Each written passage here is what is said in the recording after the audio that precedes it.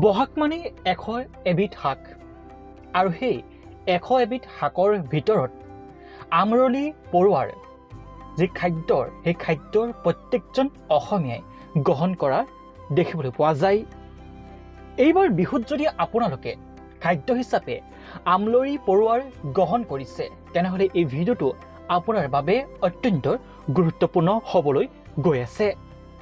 এই আমৰলি পৰুৱাৰ খাদ্যত প্ৰচুৰ পৰিমাণৰ প্ৰটিন, ফেট, খনিজ পদাৰ্থ আৰু ভিটামিন 12 আদি কৰি বহুকেইটা উপকাৰী উপাদান পোৱা যায়। ইয়াৰ উপৰিও এইবিধ খাদ্যত সোমাই আছে বহু ঔষধীয় গুণ।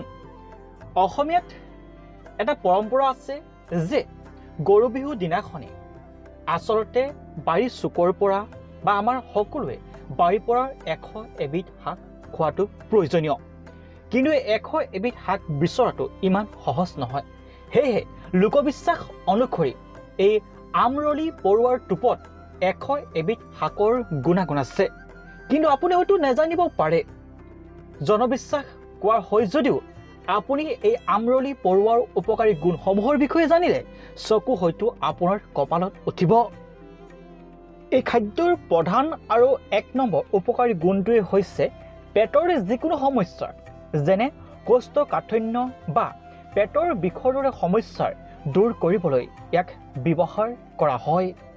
আমৰলি পৰুৱাৰ টোপত থকা ফৰ্মিক এচিড আৰু অন্যান্য উপাদানে শৰীৰৰ ৰোগ প্ৰতিৰোধ ক্ষমতাৰ বৃদ্ধি কৰাত গুৰুত্বপূৰ্ণ ভূমিকা পালন কৰে।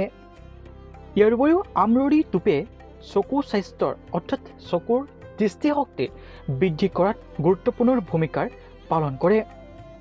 যিহেতু বসন্ত ঋতুত বসন্ত ৰোগ হোৱাটো প্ৰায় দেখিবলৈ পোৱা যায়, গতিকে এই আমৰলি টোপে বসন্ত ৰোগ যি প্ৰতিৰোধ এই প্ৰতিৰোধ কৰাটো যথেষ্ট সহায় কৰে। এই খাদ্যত প্ৰচুৰ পৰিমাণৰ প্ৰটিন আছে আৰু সেয়ে আমাৰ শৰীৰৰ চুলি, নখ আদিকে ধৰি বিভিন্ন ধৰণৰ হাড় গঠন হোৱাটো ই সহায় কৰে।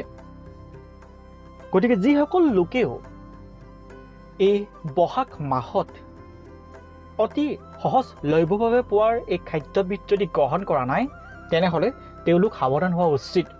কিয়নো এই খাদ্যবিধে আপুনি এবাৰ গ্ৰহণ কৰিলেও আপোনাৰ বছৰেকত যথেষ্টখিনি আপোনাৰ পুষ্টি দিব পাৰে আপোনাৰ শৰীৰত।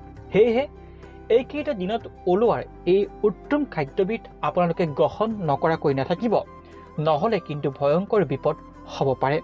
এই ভিডিঅ'টো যিমান পাৰে সিমান সকলোলৈকে শ্বেয়াৰ কৰি দিয়ক যাতে আমৰলি পৰুৱাৰ টোপত থকা উপকাৰী গুণসমূহৰ বিষয়ে প্ৰত্যেকে জানিব পাৰে।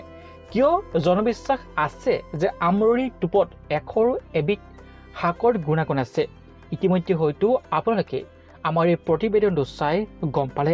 সেয়েহে এই ভিডিঅ'টো যিমান পাৰে সিমান সকলোলৈকে শ্বেয়াৰ কৰক। ধন্যবাদ। জয় অসম।